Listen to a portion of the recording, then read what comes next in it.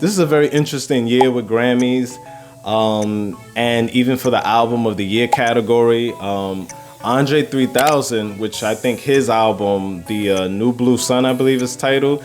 It's like a flute album. I didn't even hear a lot of the songs. I gotta listen to the whole thing, but he was nominated. I think that's really cool.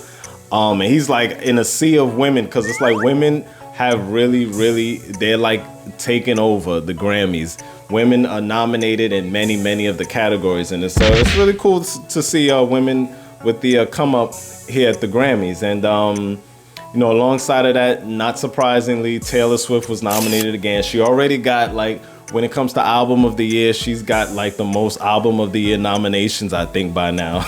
Or she's the most female nominated album of the year artist. And she's won so many times too, so it's kind of like crazy to see she's nominated again. I kind of thought she might not be nominated again this time for this Tortured Poets album, but she was nominated. And then, but what it seems like the contenders this year for the Grammys, it looks like Sabrina Carpenter and I think this Chappell Roan. I don't know too much about Chappell Roan. I kind of gotta get and listen to her. I just been hearing her name, but Sabrina Carpenter, I've been hearing her song like Espresso and the other songs just everywhere. I've been hearing them this past year.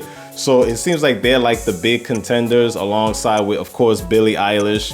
So it actually seems like it's gonna be a tough Grammy award season. And also for Beyonce, even though Beyonce is like the leader, she's like the head, she's basically at this point the OG of the whole group. And everybody's wondering, is she gonna take the album of the year award, because she's never won it.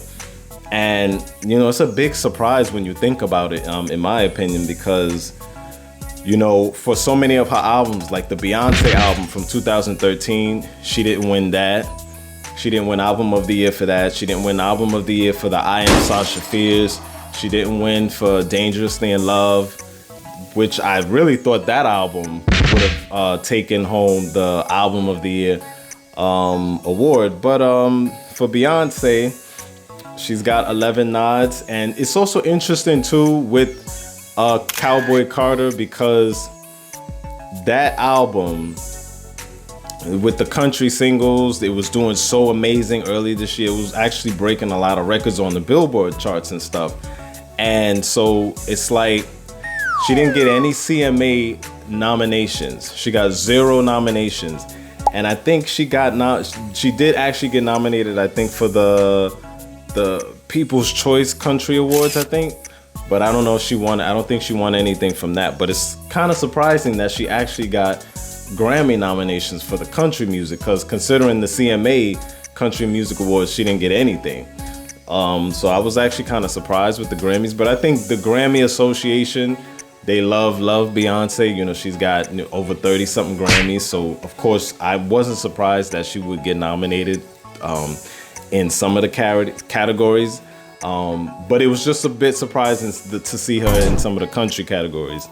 But yeah, so this is going to be an interesting Grammy season for those who still watch. It seems like a number of artists, including other musicians, are kind of like, with the Grammys. The Grammys have been like coded as the scammies, I guess. I don't know. Some artists don't even submit their music to the Grammys